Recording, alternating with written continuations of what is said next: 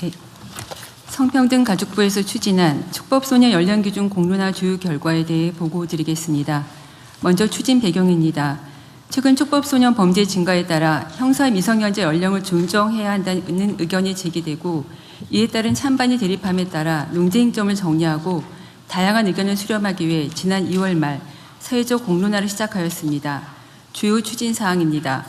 법무부, 교육부, 경찰청 등 관계부처와 전문가가 참여하는 사회적 대화 협의체를 구성하였으며 지난 4월에는 시민참여단이 참여하는 양일간의 수기 토론회와 공개 포럼, 유엔 아동관리위원회 면담 등을 통해 다양한 의견을 수렴하였습니다. 주 결과입니다.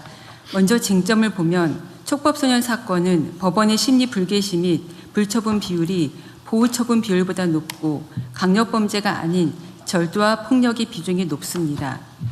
특히 촉법소년은 경찰에서 법원으로 바로 정권 송치되는 반면 범죄소년은 훈방 등이 가능하므로 단순 통계의 비교는 어렵습니다. 다음 쪽입니다. 청소년의 형사책임 능력을 판단할 때 청소년기 정신적 발달 특성과 자기통제 능력을 고려해야 하며 연령을 하향하더라도 상당수는 보호처분을 받을 가능성이 높으므로 소년보호처분에 대한 개선도 병행되어야 합니다. 참고로 소년의 연평균 수용률은 112%로 과밀화되어 있으며 소년보호재판 담당 판사는 전국에 30여 명으로 연간 5만 건 이상의 소년보호 사건을 처리하고 있습니다. 이어서 시민참여단 수기 결과입니다. 강력 중대 반복 범죄에 한하여 하향하자는 비중이 가장 높았으며 일괄 하향, 현행 유지 순으로 나타났습니다. 연령 하향 범위는 13세 미만으로 1살 낮추자는 의견이 가장 높았습니다. 특히 시민들이 중요하다고 본 결정 기준은 범죄 예방을 통한 사회 보호, 피해자 보호와 국가의 책임 있는 대응이었습니다. 다음 페이지입니다. 사회적 대화협의체 제도 개선 공고안의 주요 내용입니다. 시민참여단 수기 결과를 존중하되 연령 하향의 효과와 통계적 근거, 소년의 발달 특성, 보호 인프라 여건 등을 종합적으로 고려하여 신중한 검토가 필요하며 관련 제도 개선 사항을 함께 제시하였습니다. 초기 대응을 위해 촉법소년 경찰 조사 가이드라인 및 조사권 근거를 마련하고 입원뿐만 아니라 통원 치료까지 가능하도록 치료 처분을 개선하는 등 보호 처분을 내실화하고 보호 처분 시설 및 소년 분류 심사원 등 인프라 확충, 피해자 진술권, 열람 등사 등 피해자의 알 권리 보장 등을 위한 법률 개정을 권고하였습니다. 종합 검토 의견 및 추진 계획입니다. 시민참여단 수기 결과를 고려하여 강력 중대 범죄에 한해 연령을 낮추는 방안을 검토하되 협의체에서 제시한 소년사법 체계 전반의 개선 대책을 병행 추진할 필요가 있습니다. 형법 및 소년법 등 관련 법률 개정을 추진하고 범정부 추진 체계를 통해 보호처분, 교정, 예방 등 후속 제도 개선 과제를 긴밀히 논의해 나갈 필요가 있습니다. 이번 공론화 과정에서는 2달 동안 각계 전문가와 많은 시민 여러분께서 진지하게 참여해 주셨고 언론에서도 개별 사건을 넘어 우리 소년사법 체계의 현황과 개선 방향을 함께 고민해 주셨습니다. 많은 시민들께서 이 문제를 이렇게 폭넓고 깊이 있게 사회적으로 논의한 것은 처음이라며 연령 하향 여부를 떠나 그 자체로 의미 있는 과정이었다는 말씀을 전해주셨습니다. 대통령께서 공론화의 필요성을 주문하지 않으셨다면 우리 사회가 형사 미성년자 연령이라는 하나의 제도를 넘어 청소년을 어떻게 보호하고 건강하게 성장하도록 도울 것인가를 함께 고민하는 출발점에 서지 못했을 것입니다. 나이라임 오렌지 나무라는 책에는 생업에 바쁜 부모의 방임으로 자신을 크리스마스에 태어난 악마로 여겼던 꼬마가 소년의 얘기를 들어주고 보듬어주는 이웃집 아저씨 뽀르뚜가로 인해 마음의 안정을 찾고 성장해가는 이야기가 나옵니다. 이번 공론화 과정에서 우리는 그동안 소년 비행으로 보호 처분을 받았던 많은 소년들이 사회 곳곳에 있는 이런 뽀르뚜가의 도움으로 잘 성장하여 전문직, 공무원, 지역사회 일꾼으로 활동 중인 사실을 확인했습니다. 앞으로 성평등가족부는 관계 부처와 함께 소년 비행에 대하여는 엄중하게 바라보되 도움이 필요한 소년이 곁에서 이러한 사회적 논의를 바탕으로 청소년이 안전하게 성장하고 국민이 안심할 수 있는 사회를 만드는 데 최선을 다하겠습니다. 이상입니다. 네, 여기 우리 의견들을 좀 볼 텐데 핵심은 그런 거죠. 일괄적으로 낮추지 말고 중대범죄, 반복범죄에 한정해서 한 살만 낮추자. 네. 그 말이죠. 부분적으로. 뭐 다른 분들 의견도 한번 말씀해 보십시오. 의견 없어요? 너무 예민한 주제라서 나중에. 네, 그 토론 과정에서 교육부 같은 경우에는 좀 신중 검토, 신중한 아예 낮추지 말자. 그것이 어느 정도의 교육적 효과가 있을까에 대해서 고민도 많이 했는데 긴 토론 과정을 성평등가족부와 같이 지켜보고 하면서 최종적으로 결론 내린 조건부의 하향한 방침에 대해서 적극 공감하고요, 동의하고 그럼에도 촉법소년 연령 하향 여부와 별개로 교육부에서는 원래 우리의 정책 방향인 그 교육과 회복이라고 하는 방향을 유지하는 가운데 우리 학생들이 특히 범죄에 빠져들지 않게 위기 학생의 조기 발견을 적극적으로 실시한다든가 경찰이나 병원 등 전문기관과 연계를 강화해서 학생의 회복 탄력성을 강화할 수 있는 교육 체계를 더욱 강화하는 방향으로 협력하기로 했습니다. 그러니까 그건 뭐 부수적인 대책이고 핵심 쟁점은 촉법소년 나이를 하향하는 문제. 법무부에 저 하나 물어볼 게 있는데요. 예, 만약에 반복 범죄에 대해서 이제 나이를 낮추면 그러면 첫 번째 소위 초범 행위, 첫 촉법 행위에 대한 기록은 남아 있어서 확인이 가능한 겁니까? 이게 만약 그 심리하지 않는 걸로 결정돼 버리면 아예 3년이면 기록 자체가 없어집니다. 그렇죠. 기록 자체가 없어져 버리잖아요. 그런데 반복 범죄인 걸 어떻게 확인하지? 뭐 그런 문제도 있고요. 일단 저희 법무부 의견을 좀 간단히 말씀드리면은 일단 두 가지 측면이 있는 것 같습니다. 일단 최근에 촉법 소년들의 범죄가 증가되고 있고 그중에 이제 중대한 범죄가 증가됨에 있어서 이러한 범죄들이 형사처벌 대상에서 완전히 배제된다고 했을 때 국민적 불안감의 문제가 있고요. 또 마찬가지로 그 이면의 문제인데 또 촉법소년들이 요새 많은 정보를 갖고 있지 않습니까? 나는 뭐 촉법소년인데 나 처벌받지 않아. 이걸 악용하는 사례들 이런 것에 대한 국민적 감정이 있습니다. 두 번째로 법리적 측면에 있어서는 그 형사 미성년자 또는 촉법소년은 생물학적으로 일률적으로 책임 능력을 결정하고 있거든요. 그렇게 이렇게 예외적으로 이렇게 하는 경우는 오히려 그게 예외적인 겁니다. 그렇기 때문에 현재는 14세 미만으로 일률적으로 정해져 있는 그 책임 능력의 문제를 갖다가 범죄의 중대성이라든가 뭐 반복성 같은 것은 책임 능력과는 별개의 문제 아니겠습니까? 그리고 그 행위자의 속성과는 그 책임 능력은 그 행위자의 속성의 문제인데 범죄의 중대성이라든가 또는 뭐 이런 반복성 별개의 문제이기 때문에 이걸 해갖고서 부분적으로 또 예외적으로 몇 가지 범죄에 대해서만 하향한다는 것은 법리적인 문제가 좀 있다라는 그런 측면의 문제도 있습니다. 그리고 또 중대범죄를 갖다 어떻게 가르칠 건지 나눌 건지에 대한 쟁점도 남아 있습니다. 그래서 저희는 한 일괄적으로 해서 뭐 13세 미만으로 낮춘다고 한다고 하더라도 어쨌든 사안 하나하나에 따라서 개별적으로 판단해야 될 문제이기 때문에 그것이 남용돼 갖고 뭐 과도하게 처벌받는 소년들이 늘어날 것으로 보지는 않고 있습니다. 근데 이게 논쟁을 하자면 끝이 없는 의제여서 일단 팩트를 몇 가지 체크를 해봐야 될 것 같아요. 어쨌든 반복 범죄, 경미 범죄죠, 그러니까 중대 강력 중대 범죄를 왜 구분해놨나 모르겠는데 이건 좀 다른가요? 강력범, 중대범? 그러니까 이 부분에 대해서는 국회에서 범죄 형태가 예를 들어 뭐 살인, 강간 뭐 이런 유형. 그다음에 중대 범죄는 뭐 피해가 크다든지 뭐 이런 걸 말하는 뭐 예를 들면 폭행 사건인데 뭐 사람이 죽을. 그러니까 뭐 중상의 결과가 나왔거나 어쨌든 뭐 중상의 결과가 생겼다든지 뭐 이런 중대 범죄는 그렇고. 그래서 요거는 뭐 예를 들면 규칙이나 이런 걸 정하면 될 테니까. 그 문제는 아닐 것 같은데 문제는 반복 범죄를 판단하려면 그 종전 범죄 기록을 남겨야 되는데 이 촉법 제도의 취지가 기록 자체를 아예 없애버린다. 거잖아, 그죠? 예, 심리하지 않게 되면 3년 후면 아예 수사했다는 거, 3년 입건됐다는 기록 자체가 그럼 없는 3년 동안은 기록이 남아 있어요. 네네. 그럼 3년 내에 반복 범죄를 했을 경우라고 하면 그런 실무적인 문제는 없겠네요. 이제 그렇습니다. 네. 뭐 그 정도 타협은 할 수 있을 것 같고. 네. 어차피 지금 3년이면은 14살인데 11살부터 저지른 거라면 어차피 재배고 3년 지나면 어차피 14살 넘어서 통상 형사범이 되니까 네네. 그건 뭘 문제 없겠네요. 네네. 그럼 3년 이내에 뭐 반복 범죄라고 어쨌든 하면 그 문제는 해결이 되겠는데.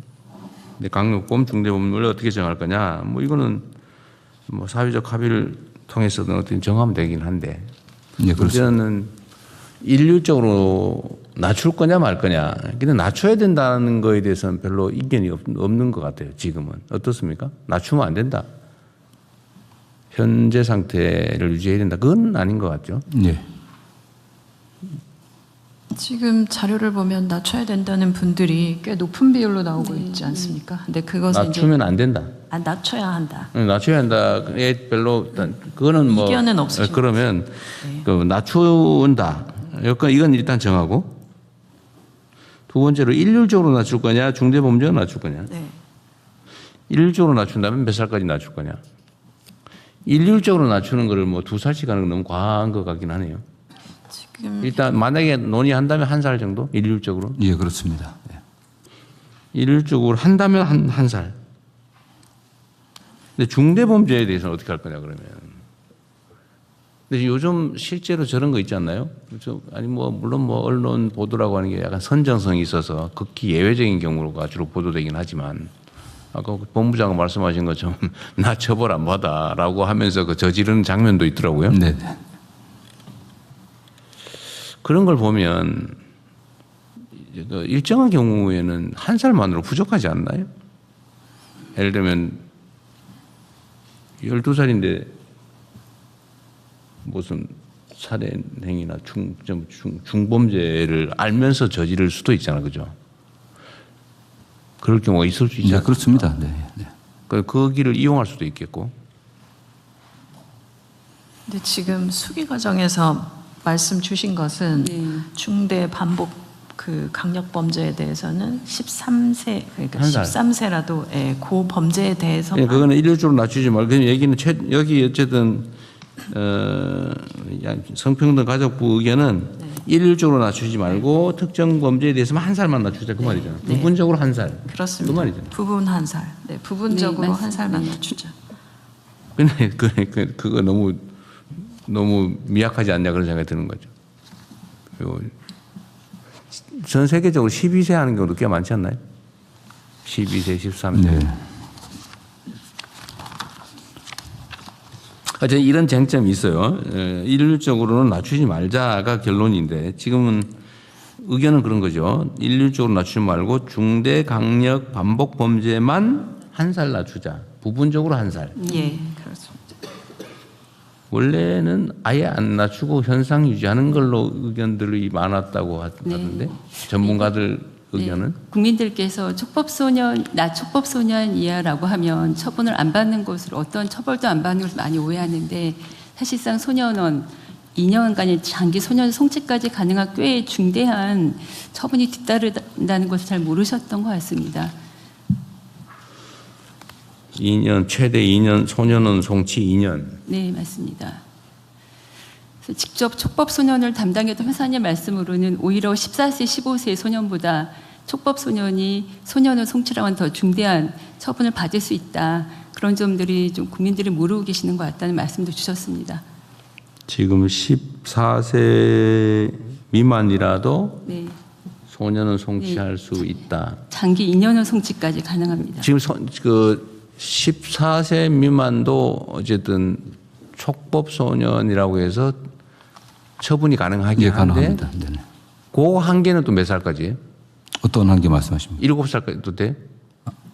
아니죠. 그 10살. 10살부터. 네, 네, 10살부터 13살까지 가능하고 10살부터 13살까지는 요걸 촉법소년이라고 불러요? 네. 네, 그렇습니다. 10살 미만. 9세 이하는 아예 뭐 형사처벌의 대상이나 그 보호처분의 대상이 아니니까요. 9살 미만은 아예 대상이 아니고 촉법소년으로 분류해서 처분하는 것은 13세 말, 그러니까 14세 되기 전, 네네. 10세 이상, 네, 그렇습니다.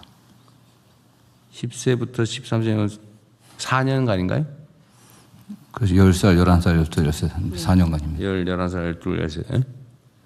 여기에 대해서는 현재도 소년원 송치가 최대 2년이 가능하다. 네, 지금 법무부 자료에 의하면 13세 소년이 송치되어 있는 비율이 25년에 57명으로 나옵니다.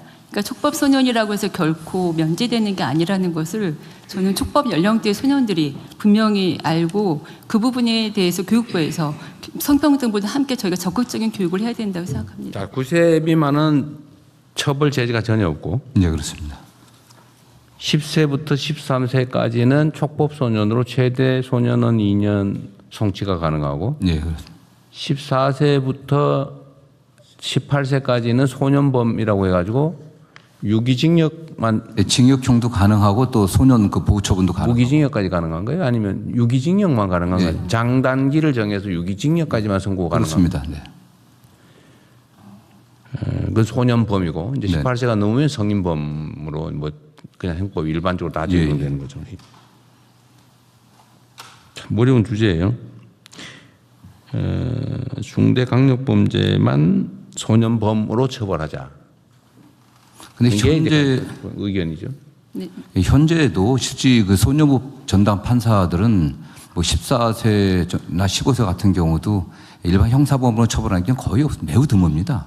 사실 그래도 오히려 소년원에 보내갖고 다시 갱생의 기회를 주는 게 낫다는 게 일반적이었기 때문에 지금 14세 정도 형사범 소년범도 저기 소년원 보내면 소년원인데 유기징역으로 단기 얼마 장기 예. 정해서 보내는 거죠. 네, 그렇습니다. 법제처장입니다. 네. 제가 한 가지 좀 정정할 게 있습니다. 지금 그 12년까지 6개월 이상 2년까지의 그 소년원 송치는 12세 이상만 가능합니다.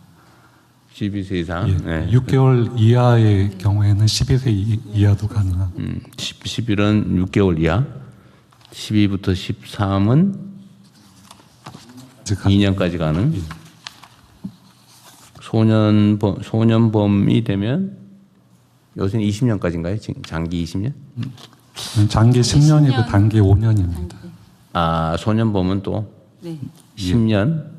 아무리 중대한 범죄를 저질러도 10년에서 5년에서 10년까지가 최대예요. 근데 사형하고 무기징역에 해당하는 형을 그러니까 그 범죄를 저질렀을 경우에는 그게 15년으로 대체가 됩니다. 네, 그 최대 경우 15년. 아니고서는 10년, 5년이 최대입니다. 처벌이 안 되는 건 아니다. 현재 그렇습니다. 상태로도. 그러면 최대 선고 가능한 형량을 2년 소년원 송치 2년에서 징역 15년까지 가능한 걸로 바뀌는 거네요. 그러니까 보통의 경우에는 10년, 5년이고요. 그러니까 사형 무기징역의 어쨌든, 네. 경우에만 15년으로 대체됩니다. 그러니까 뭐 어쨌든 뭐 보통 중대범죄나 사형이 꽤 있으니까 15년. 어쨌든 이걸 가지고 이제 또 우리 국민 여러분께서도 또 참고로 판단을 좀 해주시면 좋을 것 같고요. 그러니까 나이대에 따라서 현재도 촉법소년이 처벌되지 않는 건 아니다. 다만 2년 소년원 송치 2년이 최대다. 그런데 만약에 촉법소년의 나이를 낮추면 중대범죄자인 경우겠지 주로. 그럴 경우는 15년까지 선고가 가능해진다. 현재 13세 미만의 경우는 소년원 송치 2년이 최대치가 된다. 그걸 낮추면 이제 15년까지 가능해지는 거죠. 처벌이 안 되고 안 되는 거 우리 국민들이 그런 오해를 하고 있는 건 맞는 것 같아요. 촉법소년이 되면 처벌이 아예 안 된다. 아, 그건 아니고 장기 아니지. 2년 최대 2년의 소년원 송치까지는 가능하다. 네. 그 아래 나이도 마찬가지고 그죠? 네, 맞습니다. 네. 다만 뭐 그 형사범일 때하고 소년범일 때는 차이가 나는 게 소년원에서 뭐 2년 있다고 하더라도 전과 기록이 남지 않기 때문에 향후 뭐 공직에 들어간다거나 할 때 아무런 장애가 되지는 않습니다. 그 차이가 굉장히 크죠, 사실. 아, 그래서 이재명이 소년원 얘기가 나온 거구나. 그래서 기록이 없어졌다. 그런 공개를 하지 못하게 돼 있습니다. 아, 있긴 있어요. 없습니다. 아니, 기록이 소년원 기록이 없어진다는 게 진짜 기록은 물리적으로 없어요. 기록은 남아 있습니다. 공식적으로 안 가르쳐 준다는 거예요. 그 기록은 남아 있지만은 기록은 있지. 알려줄 수가 없습니다. 아니, 법률상. 알려주자는 거지. 기록이 없어지는 건 아니지. 네. 근데 촉법 소년 기록 자체를 없애버린다? 예, 그 축법 연령에 해당하는 아이들이 그 심리하지 않고서 그냥 종교라는 그럴 경우에는 그건 아예 기록 자체를 기록 자체를 기록을 안 한다. 아니, 있다가 3년이 지나면 평소에도 없애버립니다. 물리적으로 지원합니까? 지웁니까? 예, 실질적으로 없애버린다고 합니다. 예. 근데 그거 중요하지. 옛날에도 전과 기록이 뭐 몇 년 지나면 없어진다 해놓고는 사실 기록은 다 남겨 있잖아 지금. 근데 전혀 심리하지 않는 비율이 거의 한 뭐 47, 8%, 50% 육박할 겁니다, 지금요. 전혀 심리하지 않는 비율이 높게 나오는데 그 이유는 그 소년부 전담 판사님들에 의하면 그 학교 폭력 등으로 학교 안에서 발생한 폭력 등 좀 경미하게 느껴진 경우에 그 심리 불개시나 또 보호 처분하지 않는 결정을 내리시는데 보통 그 외에 일반적인 절도나 폭력 사건은 법원에서 재배행 예방을 위해서 오히려 보호 처분을 강하게 내리는 경향이라고 하십니다. 네, 절도 사건이 많죠. 네. 절도, 폭력 네. 뭐 이런 게 좀 많은 편이고 가끔씩 이제 성범죄, 네네. 네. 심하면 치사에 이르는 범죄도 있긴 있죠. 혹시 연간 살인 사건이나 강도 사건 이런 거는 몇 건 정도? 축법 소년에 한해서 저희가 확인했을 때 최근 3년간은 없었습니다. 그리고 4년 전에 발생했던 하나의 사건을 직접 담당한 판사님께서 말씀해 주셨는데 유일한 양육자인 고모를 살해한 소년 13세 소년이었는데 그 소년의 정신 조현병이 있어서 오히려 소년 보호 처분으로는 의료 보호 시설로 보내고 이후에 소년은 2년을 보냈다고 합니다. 소년은 2년에 네, 보호 시설. 네, 근데 판사님 말씀으로 만약에 이게 형사 사건으로 됐다면 책임 조각 사유가 되어서 아마 처벌을 받지 않았을 거다는 말씀도 해주셨습니다. 그래서 이런 부분까지 살인 사건은 그랬고 그다음 혹시 네. 강도 사건이나 아니면 네. 집단 폭행 뭐 네. 이런 거는 네, 그런 경우에 비율도 꽤 집단 폭행 예를 들면 뭐 흉기 소지 폭행이나 이런 강도 사건은 점차로 줄고 있는 경향입니다. 강도 사건은 꽤 있나 보군요. 네, 강도 사건. 네, 촉법 소년의 경우에는 아무래도 뭐 절취하려다가 그 소유자가 붙잡는 경우에 뿌리치거나 근처에 있는 무기를 든 경우에 강도가 되고. 중강도. 네, 네. 어려운 주제인데 오늘 뭐 최종 결정을 하지 말고 이 논의를 기반으로 다시 우리 현장의 의견 또 우리 국민들의 의견도 좀 수렴해 보고요. 하여튼 쟁점은 이렇다. 현재도 처벌이 되긴 하는데 최대 소년은 2년 송치가 최대다. 근데 이걸 바꾸면 15년까지 가능해진다. 이거를 모든 범죄의 경미 범죄까지 다 낮출 거냐. 낮추면 이제 다 기록이 남는 거죠. 기록이 남아서 어디 뭐 약간의 감정적인 우발적 뭐 폭행 사건 이런 것도 일단 신고되면 뭘 기소유예라든지 하더라도 기록은 다 남게 되는데 촉법소년 상태면 없어진다. 예, 뭐 심리 불개시 경우는 그 차이가 있고 경미하면 심리 안 하겠죠. 네. 그러면은 어쨌든 전체에 대해서 낮출 거냐, 낮춘다면 1년 할 거냐, 2년 할 거냐, 최대가 2년인 것 같고. 또 중대 범죄와 반복 범죄, 강력 범죄, 요런 경우만 1살 또는 2살 낮출 거냐. 요거 남는 건데 낮추긴 낮춰야 될 것 같고요. 네네. 부분적으로 낮출 거냐, 전면적으로 낮출 거냐, 모두 범죄에 낮출 거냐, 1년 낮출 거냐, 2년 낮출 거냐. 요 범위 내에서 다음에 한번 또 토론을 한번 해보고 그 사이에 네. 우리 국민 의견도 한번 수렴을 또 한번 해보시죠. 네. 다양한 방식으로 뭐 이런 조사를 해보든지 아니면 이 얘기를 좀 알게 된 사람들의 의견이 중요하니까요. 뭐 모르고 아예 처벌이 안 된다 이런 생각하는 분들이 있어서 네. 그런 분들은 처벌해야지 네. 이런 생각이 많거든요. 네. 근데 그게 아니고 처벌되는데 더 강화하는 거다. 네. 그런 전제에서 다시 한번 또 의견을 한번 들어보겠습니다. 매우 중요한 예민한 현안이어서요. 오늘은 여기까지 하시죠. 이건. 네, 말씀 주신 것처럼 사실 저희가 드라마를 통해서 보면서 이게 굉장히 굉장히 많은 사건이라는 생각을 할 때가 있고 또 좀 아예 처벌을 받지 않는다고 좀 오해하고 있거나 이런 부분들이 있는 것 같습니다. 국민들께서도. 그래서 이번 참에 좀 말씀하신 부분들을 잘 정리를 하고 그리고 이 사건들의 내용을 봐도 아주 좀 강도나 강간 이런 사건들의 숫자는 굉장히 적은 숫자이고 물론 좀 가벼운 그런 아까 말씀하신 그런 부분들의 숫자들이 좀 높은 편이라 물론 이것도 굉장히 좀 조정해가야 될 범죄들이긴 하지만 그래서 그런 부분들을 잘 알려서 다시 한번 토론 거치고 그리고 정리해 보도록 하겠습니다. 네, 그럼 다음 안건으로 넘어가겠습니다.